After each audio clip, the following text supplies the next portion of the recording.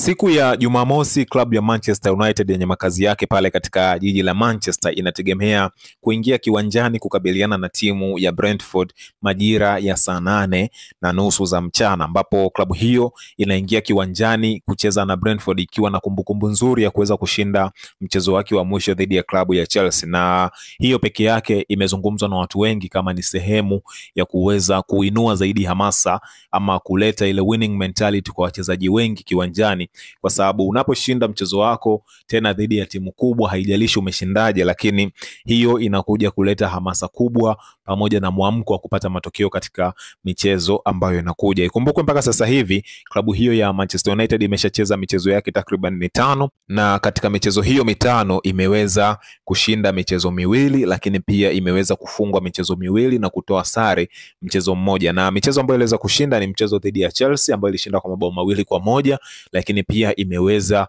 kushinda mchezo dhidi ya Burnley ambayo ilishinda kwa mabao 3-2, lakini pia ikaweza kutoa sare na timu ya Fulham. Hiyo ikaweza kuifanya ifikishe alama 7, na pia ikaweza kufungwa na klabu ya Manchester City kwa bao 3-0, na ikaweza pia kufungwa na Arsenal katika mchezo wa ufunguzi kwa bao 1-0. Kwa hiyo inaifanya Manchester United iweze kuwa na alama zake 7 ambazo sio alama mbaya, lakini pia sio alama nzuri kwa timu ambayo inakuwa ikijitafuta. Kwa hiyo msimamo kwa Manchester United ndio uko hivyo kwa upande wa alama ambazo wako nazo, na mechi ya kesho ambao wanaenda kucheza na Brentford ni mchezo ambao ni muhimu sana kwao, kwa sababu kama watashinda pia katika mchezo wa Brentford, basi itazidi kuongezea alama nyingi zaidi, kwa sababu watafikisha alama 10, lakini pia itaweza kuinua hali ya ushindani zaidi pia kwa wachezaji, kwa sababu unapokuwa unashinda mechi zako, basi mchezaji huwa anakuwa anajitengenezea ile winning mentality kichwani kwake. Kwa hiyo hata kwenye michezo ambayo inakuja, basi anakuwa na hiyo hali ya ushindani